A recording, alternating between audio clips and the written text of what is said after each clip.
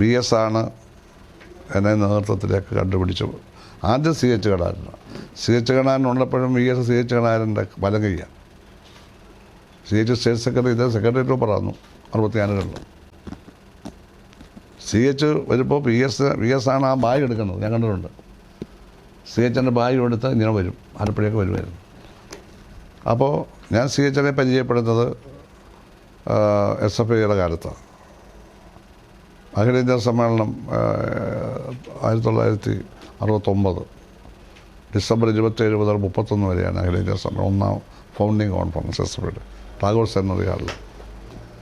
പിന്നെ ജനുവരി 1, 70 അന്ന് പബ്ലിക് റാലിയാണ്. അപ്പോൾ അന്നാണ് ഞാൻ ബി എസിനെ കാണുന്നത്. അവിടെ CP സത്രം എന്നൊരു സ്ഥലമുണ്ടായിരുന്നു നിർവ്വാണത്ത് മുമ്പ്. ബസ് സ്റ്റാൻഡിൻ്റെ ബസ് സ്റ്റേഷൻ്റെ ഓപ്പോസിറ്റ് പടിഞ്ഞാറ് സൈഡിൽ പഴയ സത്രം, ഇപ്പോൾ ഉണ്ടോയെന്നറിയില്ല, CP സത്രം. അവിടെ വലിയിരിപ്പുണ്ടായിരുന്നു. അപ്പോൾ ഞങ്ങൾ കൊല്ലത്ത് ഡെലിഗേറ്റ്സുമായിട്ട് സമ്മേളനത്തിന് പോയത്. അപ്പോൾ കണ്ടു, അന്നാണ് കാണുന്നത്.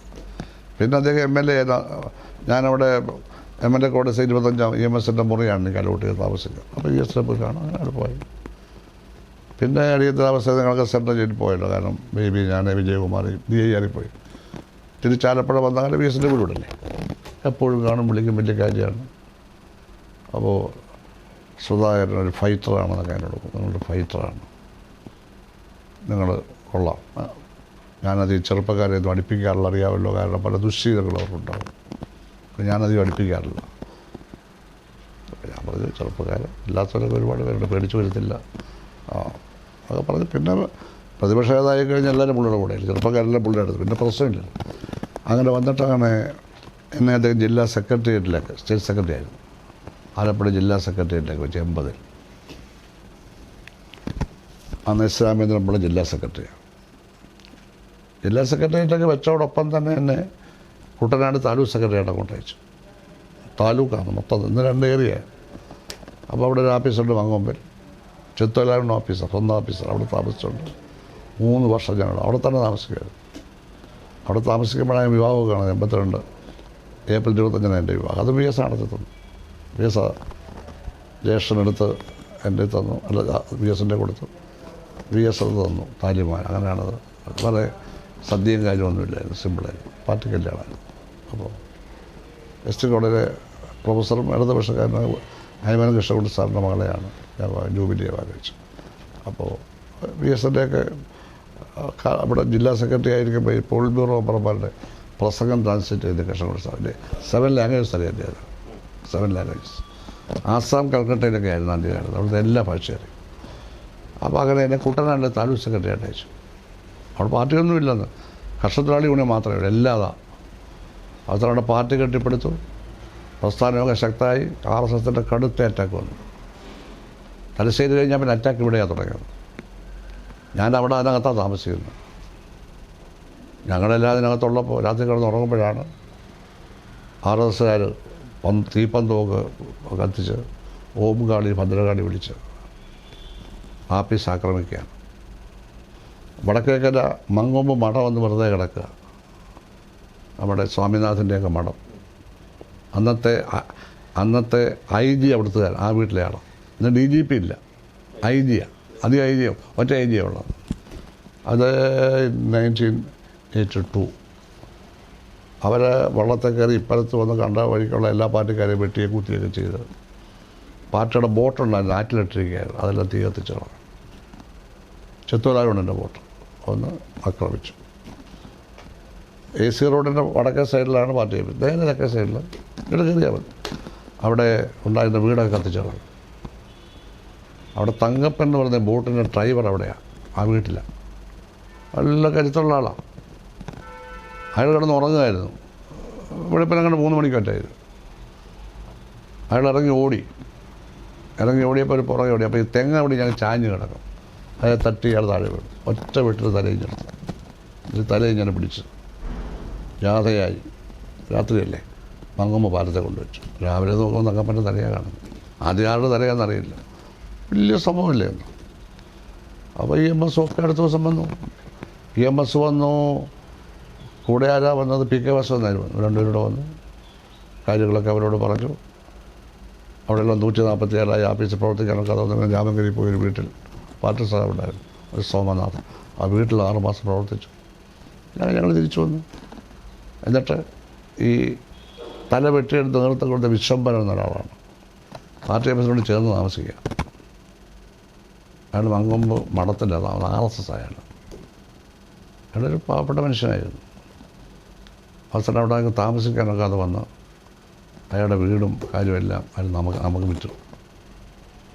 പഴയ ആഫീസ് പൊളി, നമ്മുടെ പുതിയ ആഫീസ് ഞാൻ പണി EMS വന്ന് ഉദ്ഘാടനം ചെയ്തു. ആഫീസ് അപ്പോൾ അവിടെ നിൽക്കുന്നു. ഇപ്പോൾ 44 വർഷം. ഇപ്പോൾ ഓഫീസ് പഴയതായി, കാരണം വെള്ളമല്ലേ താഴെ. നീ അത് വേണേൽ പൊളിച്ചു പണി.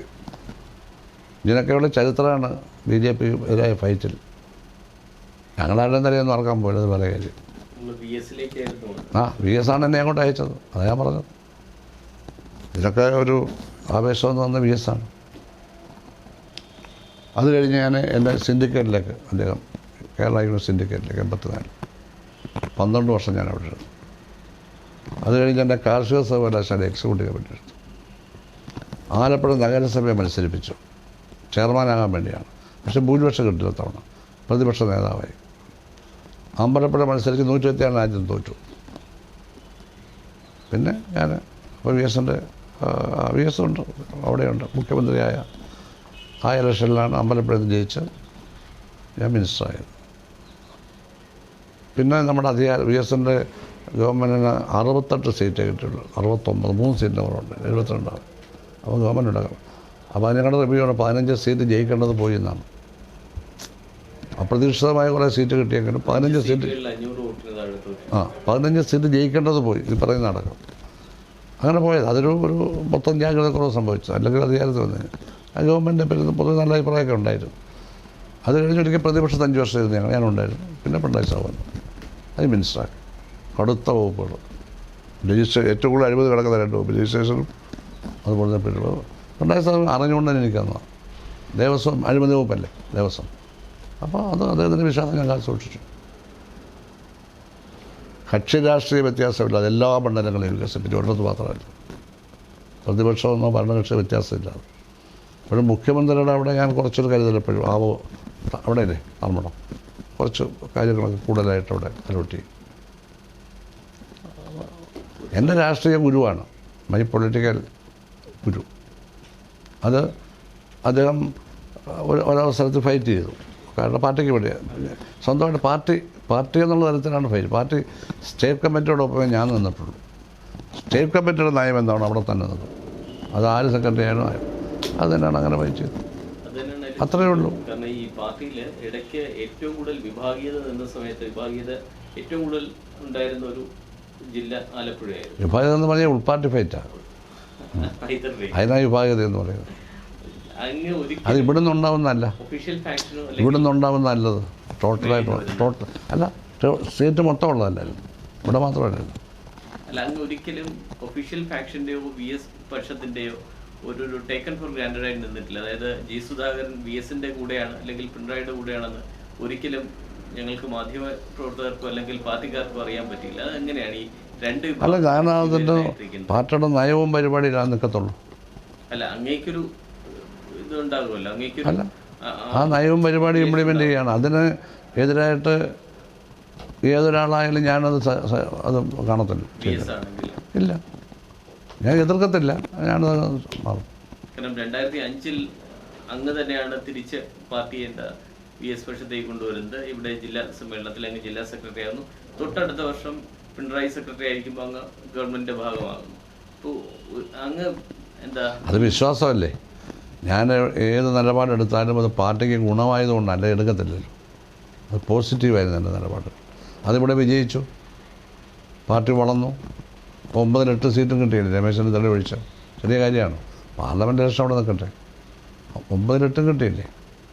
അല്ല, എൻ്റെ അതിലെ ചോദ്യം എന്താ വെച്ചാൽ ഈ വിഭാഗീയത എന്ന് പറഞ്ഞ ഉൾപാർട്ടി ഫൈറ്റ് അത് VS ലീഡ് ചെയ്യുന്ന സമയത്ത് ചില സമയത്ത് അങ്ങ് കൂടെ നിന്നിട്ടുണ്ട്, ചില സമയത്ത് മാറി നിന്നിട്ടുണ്ട്. അത് എന്തുകൊണ്ടാണെന്നാണ്? അല്ല, മാറി നിന്നിട്ടുണ്ടെങ്കിൽ എന്തെങ്കിലും നയപരിപാടിയിലുള്ള വ്യത്യാസമായിരുന്നു, അങ്ങനെയുള്ള ഇഷ്യൂ ആയിരുന്നു.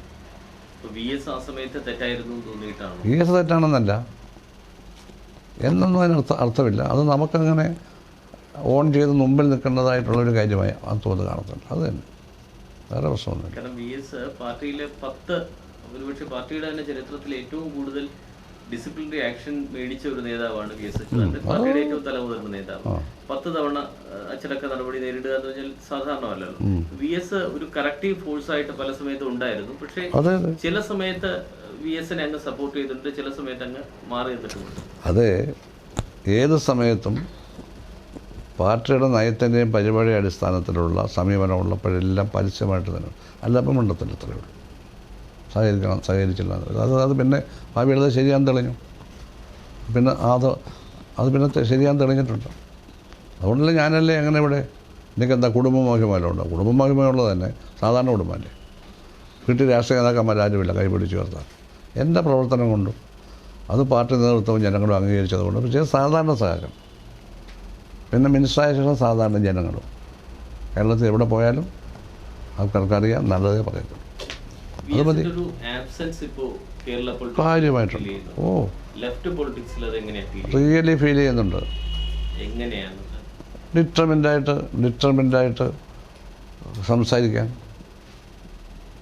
ശക്തമായി വർഗീയതക്കെതിരായിട്ട് സംസാരിക്കാനും പോരാടാനും, അതേ തന്നെ ശബ്ദവും ആഹ്വാനവും ഒക്കെ ഇമിറ്റേറ്റ് ചെയ്യാൻ നമുക്ക് പറ്റത്തില്ലല്ലോ. അത് ഇതല്ലേ, തീർച്ചയായിട്ടും ഉണ്ട്. പക്ഷേ ഇതിപ്പം മനുഷ്യരല്ലേ, 100 വയസ്സ് കഴിഞ്ഞില്ലേ.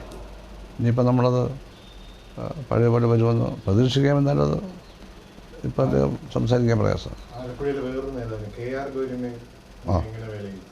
KR government is great. പോപ്പുലാരിറ്റിയിൽ അവരെ ഏറ്റവും മുമ്പിലാണ്. പബ്ലിക് സപ്പോർട്ടിൽ ഗൗരിയമ്മ ആ ലീഡേഴ്സ് ഒന്നാമതാണ്.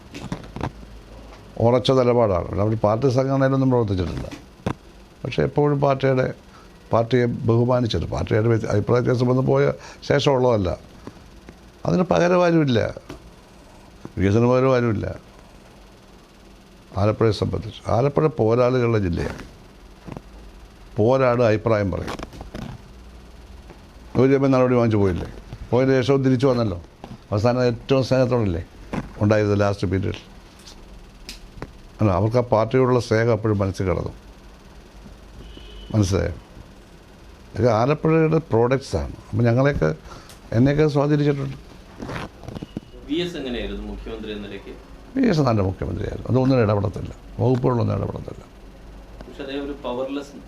അല്ല, അങ്ങനല്ല, ക്യാബിനറ്റൊക്കെ സ്മൂത്തായിട്ടാണ്. അല്ല, അദ്ദേഹം ഒന്നിനും ഇടപെടത്തില്ല, ഒരു വകുപ്പിലും കയറി ഇടപെടത്തില്ല, ഫയലൊന്നും പിടിച്ചു നോക്കത്തില്ല, അങ്ങനെയൊന്നും ചെയ്തില്ല.